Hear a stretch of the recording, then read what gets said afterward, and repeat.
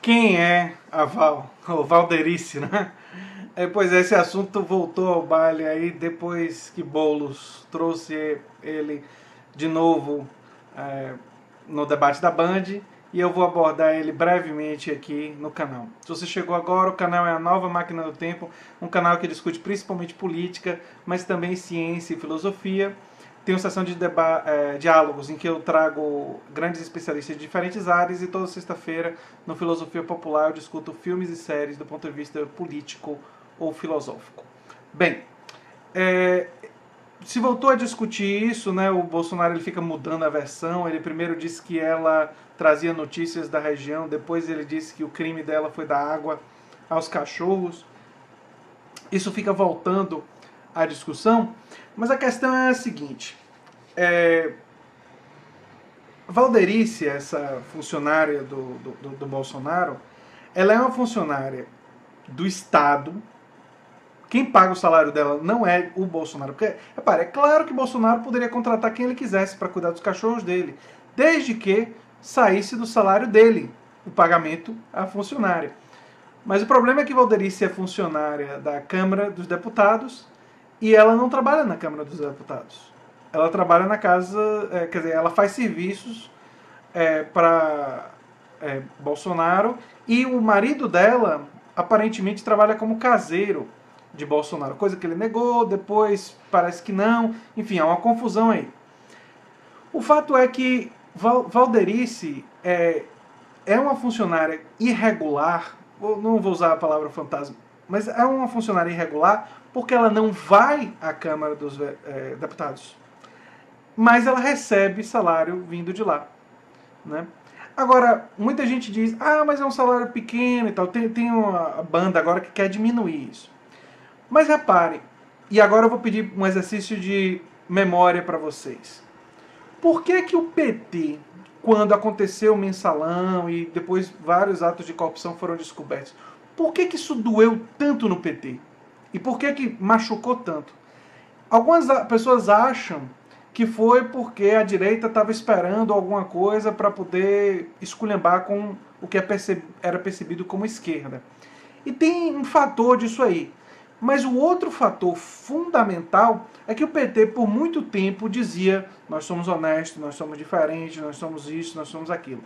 Ou seja, ele se pintou como acima de qualquer suspeita. Quando você faz esse tipo de operação do ponto de vista simbólico, quando você se coloca como estou acima de qualquer suspeita, não sou criminoso e tal, nunca fiz. Quando se descobre alguma coisa, aí a queda, quer dizer, você se coloca lá em cima no pedestal e tal, aí a queda é muito maior. E é mais ou menos isso que está acontecendo com o Bolsonaro com esse caso. Ele vive dizendo que ele é diferente, que ele é ético, que ele é isso, que ele é aquilo, que ele é exemplo de moralidade, mas ele tinha uma funcionária em situação irregular. Valderice não poderia estar sendo paga para cuidar dos cachorros de Bolsonaro pela Câmara dos Deputados. Quer dizer, enfim, é simples a situação. Mas ela está até bem pouco tempo agora, ela foi exonerada do cargo, não é? Isso também lembra aquele episódio do auxílio moradia, com a diferença de que no caso da Valderice há irregularidade, no caso do auxílio moradia há só a imoralidade, não é?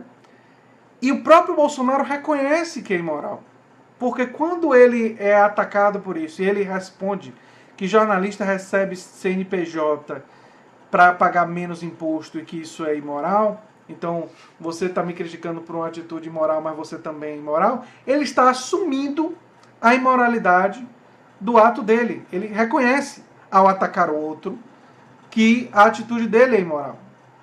E ao defender está na lei, está na lei é uma péssima defesa quando se está tratando de questões de moralidade. Porque houve uma época que escravidão estava na lei. E tinha gente que era contra a escravidão, né? Está na lei esses privilégios de um monte de gente recebendo, no judiciário recebendo auxílio terno, auxílio. Isso faz parte da lei.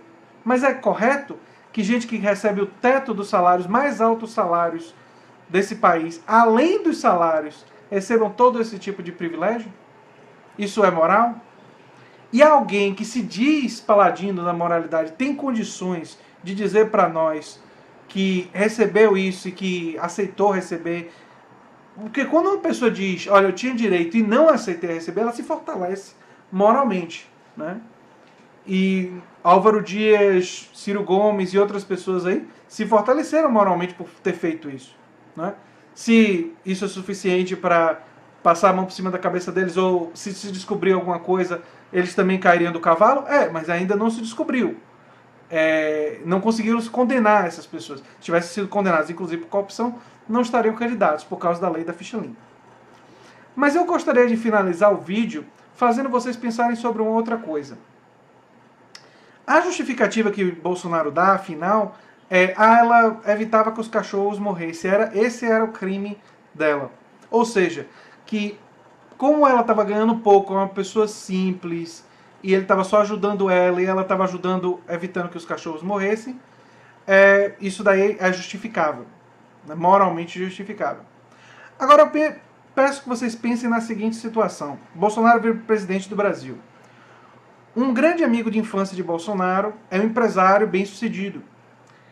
E em um jantar, que eles como amigos se encontram, esse empresário fala para Bolsonaro que tem um interesse muito grande em uma licitação e gostaria de ajuda dele, de algum tipo de informação, alguma coisa que ele pudesse fazer em nome dessa grande amizade de infância que eles têm.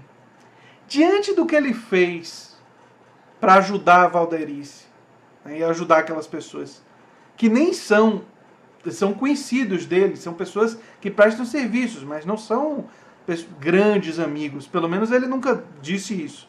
Será que a gente poderia dizer que é impossível ou pouco provável que ele fizesse uma ajuda, dando informações privilegiadas ou fazendo alguma coisa por esse amigo de longa data, usando o mecanismo do Estado brasileiro? Ou seja, tratando o Estado brasileiro como ele trata a própria casa? Porque o grande crime, digamos assim, no caso da Valderice, é o patrimonialismo. Coisa que eu já disse aqui no canal várias vezes. É o uso da coisa pública, e no caso o uso de recursos públicos para bens e benefícios privados. Nós estamos financiando que Valderice, até bem pouco tempo atrás, cuidasse dos cachorros de Bolsonaro. Será que esse é um emprego adequado do dinheiro público? Acho que não. E ele abre a brecha, abre a possibilidade para a gente pensar que se Bolsonaro tiver a oportunidade de realizar ajuda a amigos ou conhecidos, utilizando a máquina do Estado brasileiro, inclusive porque esses amigos e conhecidos podem futuramente ajudá-lo, é algo absolutamente possível.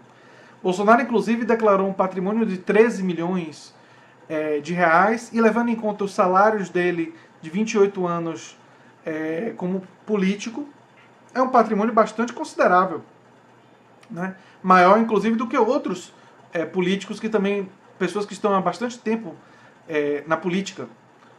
Maior do que o patrimônio de Alckmin, maior do que o patrimônio de Ciro Gomes, né? Pessoas que também vivem na política há bastante tempo. Será que ele acumulou esse patrimônio porque ele usou de expedientes como esse? Não sei. Mas uma vez que fez uma vez, pode ser que tenha feito outras vezes. Eu não sei. A verdade é só que esse caso é um caso, sim, de irregularidade, de mau uso do dinheiro público. E os fãs de Bolsonaro podem querer dizer que não, podem querer justificar e tal. Eu só peço a eles que não falem mais, se eles quiserem justificar isso, eles não falem mais que seu candidato é exemplo de ética. Ou que eles próprios. Porque ética e respeito ao dinheiro público, claramente não há. E depois desse episódio, eu acho que não teria sentido discutir isso daí. Né? E o detalhe é o seguinte: esse episódio e episódios como esse são válidos para a desconstrução de Bolsonaro, talvez menos daquela coisa da ditadura militar e tal. Essas coisas desconstrói para pessoas democratas como eu. Mas os valores democráticos não estão enraizados para todos os brasileiros. Né? Nem todos os brasileiros têm clareza da importância dos valores democráticos, dos princípios democráticos, de ser contra a censura e coisas assim. Mas esse ataca diretamente aquilo que ele tenta construir, a imagem que ele procura construir. Então, eu imagino que no debate de hoje, isso deve voltar. Ou se não voltar, algo desse gênero deve voltar, porque tem essa eficácia de desconstruir essa imagem. Talvez não entre seus adeptos mais fervorosos, mas aqueles que estavam namorando a ideia de talvez apoiar Bolsonaro e, diante desses fatos, talvez pensem duas vezes. Então, é algo que a gente deve pensar e refletir aí. Se você gosta do que eu faço aqui na Nova Máquina do Tempo, peço que você se inscreva no canal, dê um like, compartilhe, que é muito importante para mim. E sempre se lembre daquele meu vídeo que eu falo sobre imparcialidade, neutralidade, que são coisas que não existem e eu nunca nem pretenderei ser imparcial. Eu sempre serei parcial, porque na vida e na política eu tenho um lado. E o lado é da classe trabalhadora, o lado dos mais pobres, entendeu? Eu não vim para agradar todo mundo, não. Entendeu?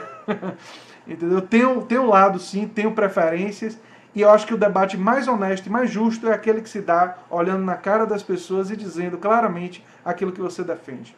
Né? Então é isso aí. Se você gosta do que eu faço, repito, divulgue o canal, viu, gente? Um abração.